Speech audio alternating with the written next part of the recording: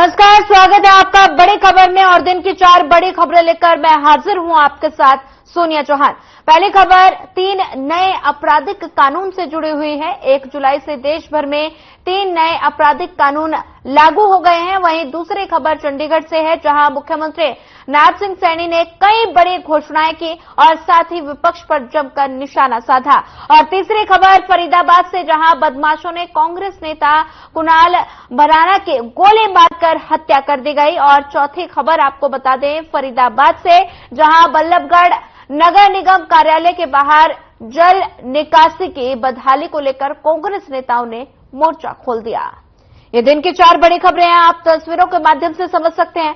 4 बड़ी खबरें। पहली खबर आपको बता रहे हैं नए आपराधिक कानून लागू हुए हैं और दूसरी खबर चंडीगढ़ से, जहां पर सीएम सैनी की अहम घोषणाएं, बीजेपी सरकार ने बनाया HKRN सिस्टम। और तीसरी खबर फरीदाबाद मौत। चौथी खबर फरीदाबाद में जल भराव को लेकर कांग्रेस का हल्ला बोल। चलिए रुक करते हैं पहली खबर का। 1 जुलाई से 3 नए आपराधिक कानून देश भर में लागू हो गए हैं। इसमें 1860 में बनी आईपीसी की जगह भारतीय न्याय संहिता, 1898 में बनी CRPC की जगह भारतीय नागरिक सुरक्षा संहिता और 1872 के इंडियन एविडेंस एक्ट की जगह भारतीय साक्ष्य अधिनियम ने ले ली है। और इनमें शिकायत मिलने पर FIR दर्ज करने, जांच पूरी करने, अदालत के लिए संज्ञान लेने, दस्तावेज दाखिल करने और ट्रायल पूरा होने के बाद फैसला सुनाने तक की समय सीमा भी तय कर दी गई है।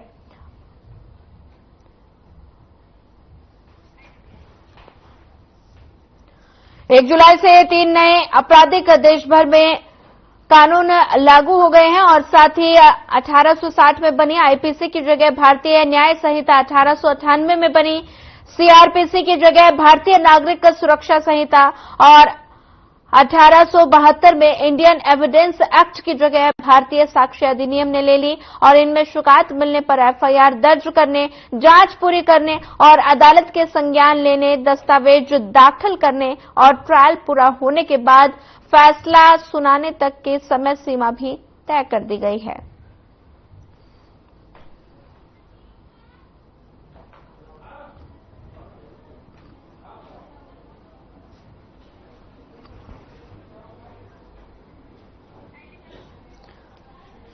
एक जुलाई से 3 नए आपराधिक कानून देश भर में लागू हो गए हैं और उसमें 1860 में बनी आईपीसी की जगह भारतीय न्याय संहिता, 1898 में बनी और CRPC की जगह भारतीय नागरिक सुरक्षा संहिता और 1872 के इंडियन एविडेंस एक्ट की जगह भारतीय साक्ष्य अधिनियम ने ले ली है। और इसमें शिकायतें मिलने पर FIR दर्ज करने,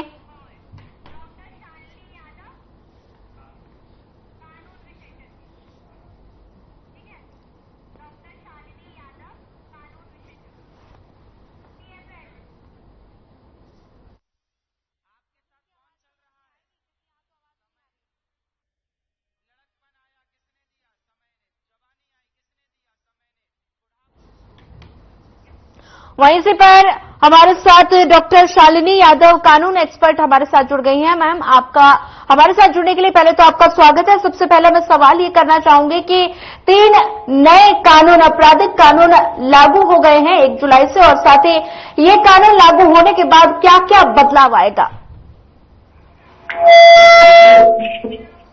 ये जो कानून नए कानून में संशोधन किया गया है, रादर पूरी तरीके से कानून नहीं बदले गए हैं। कुछ नए प्रोविजंस इंक्लूड किए गए हैं और कुछ पुराने ही रखे गए हैं। कुछ पुराने प्रोविजंस में चेंजेस आए हैं। तो लार्जली जब हम देखते हैं तो इसमें FIR की प्रक्रिया, कोर्ट जितने वक्त में ट्रायल के बाद अपना डिसीजन सुनाएंगे और केस का फॉर्मुलेशन, इन सब को लेके काफी चेंजेस आए हैं, खासकर कि महिलाओं और बच्चों को भी लेके उनके ट्रैफिकिंग के ऊपर बहुत स्ट्रिंजेंट लॉज बना दिए गए हैं।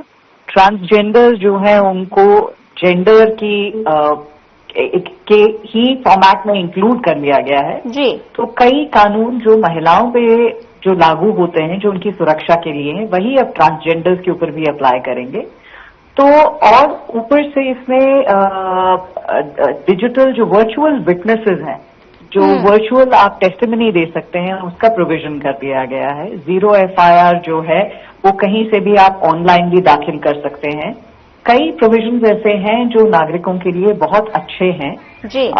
कुछ प्रोविजंस इसमें ऐसे हैं जिनको लेके ये एक संशय जताया जा रहा है कई एडवोकेट्स के द्वारा कि इसमें पुलिस को जरा ज्यादा ओवर आर्चिंग पावर्स दे दी गई हैं, तो जिससे कुछ कानून इसमें सही हैं, कुछ ऐसे हैं जिनका मिसयूज हो सकता है, जिससे कि नागरिक के जो सिविल राइट्स हैं उनका थोड़ा सा वो लिमिट हो जाते हैं। ठीक है। शालिनी यादव जी, कई धाराएं बदली गई और कई अपराधों में सजा भी बढ़ाई गई और कई अपराधों में जुर्माना भी बढ़ाया गया है। क्या इससे अपराधों पर लगाम लगेगी? देखिए, कानून का सबसे पहला जो मंशा होती है कानून की, वो यही होती है कि अपराधी को अपराध करने से डर लगे, इसके लिए कॉन्सिक्वेंसेस स्ट्रिक्ट हों। लेकिन सिर्फ कानून में कॉन्सिक्वेंसेस स्ट्रिक्ट बना देने से बदलाव नहीं आता है। बदलाव आता है जब उन कानूनों का एग्जीक्यूशन प्रॉपर्ली हो।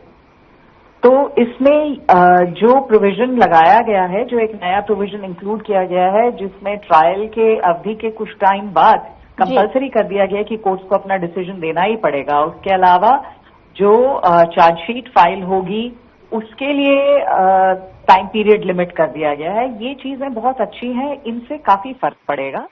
ऊपर से ये ऐसी धाराएं कि आप जाएंगे तो अपराधी जो है जो अरेस्ट हुए हैं उसको आपको पुलिस स्टेशन पे देख सकते हैं। जो महिलाएं हैं उनको अगर वो कोई केस लड़ रही हैं तो 90 दिन के अंदर अंदर उनको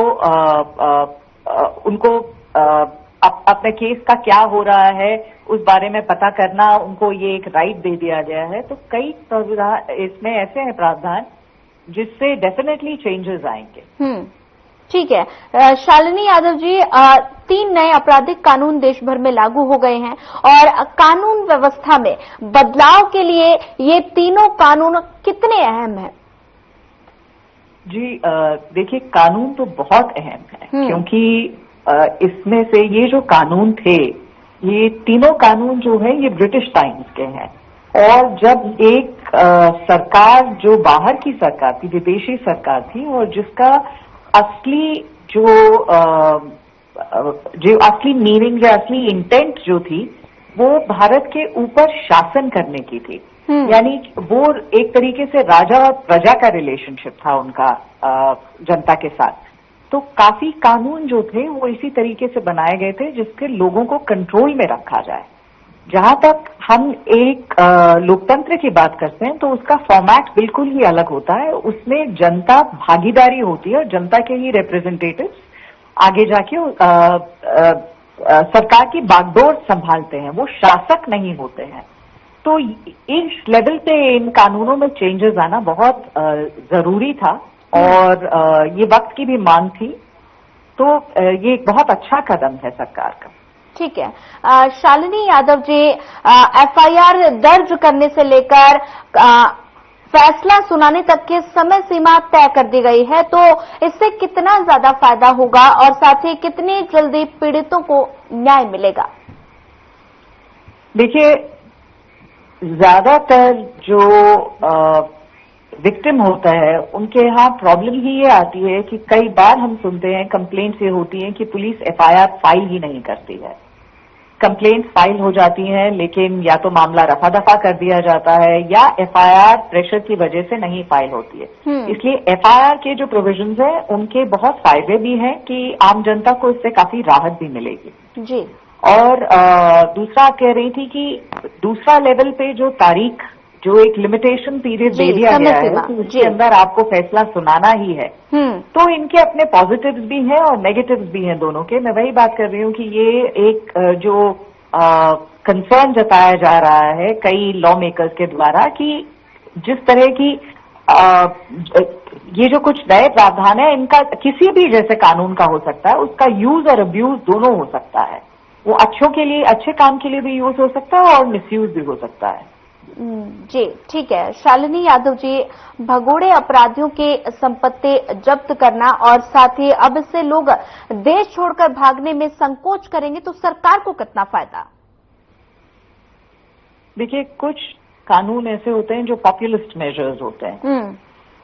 जिस तरीके से लोग भाग जाते थे संपत्ति अपनी बना के या काला धन खूब सारा इकट्ठा करके, उसके ऊपर रोक लगाना तो बहुत जरूरी था और सरकार ने पहले भी कुछ ऐसे कदम लिए हैं। तो ये काफी टाइम से लोगों की मांग भी थी कि जो इस तरीके से स्कैम करके फाइनेंशियल स्कैम्स करके देश से भाग जाएं तो उनकी संपत्ति जब्त कर ली जाए। तो प्रिंसिपली इसमें कुछ गलत नहीं है, क्योंकि कहीं ना कहीं डेटरेंस की जरूरत होती है, लेकिन उसका एग्जीक्यूशन कैसा होगा, वो किस लिए इस्तेमाल किए जाएंगे, ये भी देखना बहुत जरूरी है। जी बिल्कुल। न्याय व्यवस्था और आम नागरिकों का कानून में बदलाव करना कितना अहम होगा और कितना इस पर कितना ज्यादा असर पड़ेगा? देखिए, ये जरूर है कि आम जनता में एक राहत इस बात की जरूर आएगी कि एफआईआर को फाइल करने का टाइम पीरियड डिफाइन कर दिया गया है। 0 एफआईआर का प्रावधान पहले से था, लेकिन अब उसको ऑनलाइन भी कर दिया गया है। यानी जरूरी नहीं है कि आपको पुलिस स्टेशन जाके एफआईआर फाइल करनी पड़ेगी। तो इसके अपने फायदे भी होंगे। तो जनता को डेफिनेटली राहत पहुंचाने के लिए ही कानून बनाए जाते हैं। लेकिन जैसा कि मैंने कहा कि किसी भी चीज को एग्जीक्यूट करते हुए इसमें क्या दिक्कतें आती हैं और क्या दिक्कतें आ सकती हैं, ये वक्त ही बताता है। जी शालिनी यादव जी, हमारे साथ जुड़ने के लिए आपका धन्यवाद। बढ़ते हैं अगले खबर की ओर। चंडीगढ़ में मुख्यमंत्री नायब सैनी ने कई अहम घोषणाएं की। मुख्यमंत्री ने कहा कि HKRN के लोगों से उनसे कहा था कि उनके वेतन में बढ़ोतरी नहीं हो रही और साथ ही मुख्यमंत्री ने कहा कि उन्हें खुशी है कि HKRN के सिस्टम को हरियाणा सरकार ने बनाया है और कुछ समय पहले ये ठेकेदारी प्रथा थी और जिसमें शोषण होता था, ये काम कांग्रेस के समय में चलता था। सीएम ने कहा कि कांग्रेस के समय में इतना शोषण होता था कि कांग्रेस का कोई ध्यान नहीं था और सब ठेकेदारों पर छोड़ दिया जाता था। और सीएम ने यह भी कहा कि मैनेज तरीके से पैसा पहुंचाने का काम राज्य सरकार ने किया है। और सीएम सैनी ने कहा कि प्रदेश में हरियाणा कौशल रोजगार निगम बनाया गया। हरियाणा के जितने भी युवा कौशल रोजगार निगम में लगे वो पारदर्शी तरीके से लगे हैं। और सीएम ने कहा कि वो बीजेपी सरकार से पहले कांग्रेस की सरकार में नौकरी लगने के लिए मानधन के देना पड़ता था। केंद्रीय मंत्री मनोहर लाल ने प्रदेश में पारदर्शी आधार पर नौकरी देने का काम किया है। और साथ ही सीएम ने ये भी कहा कि अपने कार्यकाल में 1,19,861 युवाओं को HKRN में भर्ती किया है। और साथ ही सीएम ने ये कहा कि ईमानदारी से सभी सेवाएं दे रहे हैं और सभी को बधाई देते हैं।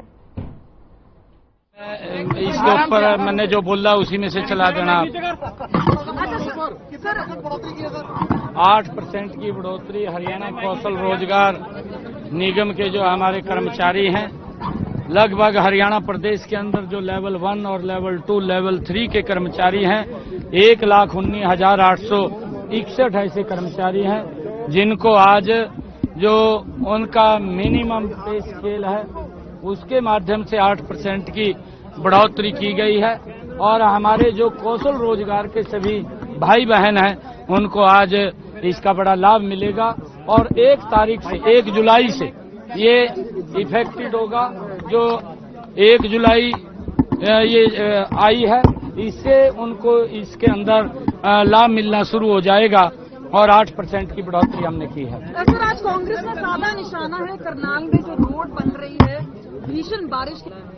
देखिए, कांग्रेस भ्रष्टाचार की जननी है और कांग्रेस बगैर भ्रष्टाचार के कहीं उनको दिखाई नहीं देता कुछ भी। वो भ्रष्टाचार की दलदल में फंसे हुए हैं। उनको भ्रष्टाचार के आरोप उनके ऊपर लगे हुए हैं और वो कभी भी कोर्ट उनके ऊपर संज्ञान ले रहा है और गंभीरता से कोर्ट उनके ऊपर संज्ञान भ्रष्टाचार को लेकर के ले रहा है। और वो लोगों के बीच में झूठ बोल करके भ्रम की स्थिति फैला करके लोगों के अंदर बड़बड़ाने का काम करते हैं।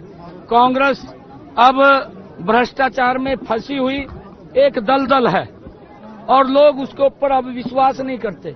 मैंने आज हरियाणा कौशल रोजगार निगम के कर्मचारियों की 8% की बढ़ोतरी की है। पहली बार है कि हमारी सरकार के अंदर उनको पूरा मिनिमम वेज दिया गया है।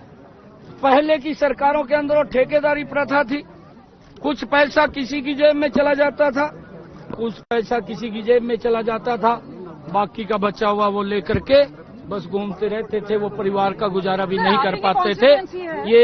ये कांग्रेस के लोगों को मैंने आज इस बात के बारे में उनके बीच में कहा है, इस बात को समझना चाहिए। परंतु बरसात पड़ेगी, जब कोई काम चल रहा है तो उसके ऊपर थोड़ी सी दिक्कतें जरूर आ जाती हैं, परंतु जितने रोड ये कांग्रेस के नेताओं को देखने चाहिए, नहीं तो करनाल से कांग्रेस के समय में दिल्ली जाना बड़ा मुश्किल हो जाता था। ये 2014 से पहले की बात। अगली खबर फरीदाबाद से है, जहां बदमाशों के हौसले बुलंद होते दिखाई दे रहे हैं। फरीदाबाद में कुछ अज्ञात हमलावरों ने कांग्रेस नेता कुणाल भडाना की गोली मारकर हत्या कर दी और वारदात के बाद इलाके में दहशत फैली हुई है। तो वहीं दूसरी तरफ पुलिस भी मामले की जांच में जुट गई है।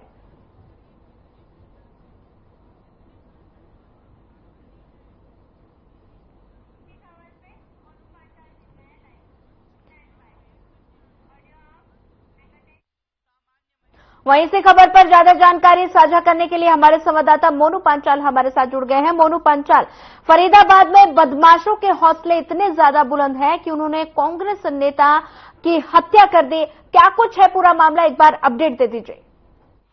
सोनिया, देखिए, अगर फरीदाबाद की क्राइम की बात की जाए, क्योंकि फरीदाबाद जिले में जो है वो क्राइम लगातार जो है वो बढ़ता जा रहा है। कहीं जो है चाकुओं से हमला किया जा रहा है, तो कहीं बोतलों से, तो कई जगह जो है वो गोलियां लगातार यहाँ पर चलती हुई दिखाई दे रही हैं। वहीं बीते कल की बात की जाए तो बीते कल भी जो है एक कुणाल जो है फरीदाबाद के नवादा गांव का रहने वाला जो है कुणाल भडाना की भी जो है गोली मारकर हत्या कर दी। ये कुणाल जो है वो एक कहीं ना कहीं नेतागिरी में रहता है और जिस तरीके से देखा जाए तो कांग्रेस पार्टी से जो है वो नगर निगम पार्षद का चुनाव भी लड़ा था।